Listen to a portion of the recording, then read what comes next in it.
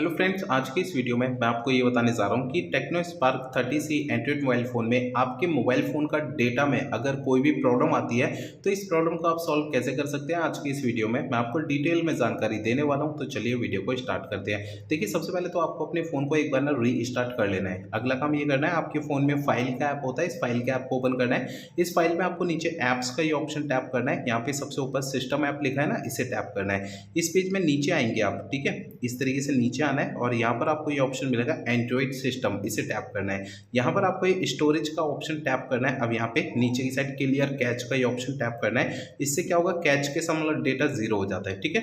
अब देखिए, अगला काम ये करना है, मोबाइल फोन का सेटिंग पेज ओपन करना है, ठीक है। सेटिंग पेज में नीचे सिम एंड नेटवर्क सेटिंग पे टैप करना है। यहाँ पर आपको अपने फोन की सिम को सिलेक्ट करना है, जिस सिम से आपका डेटा की प्रॉब्लम आ रही है, ठीक है, उस सिम को सिलेक्ट करना है।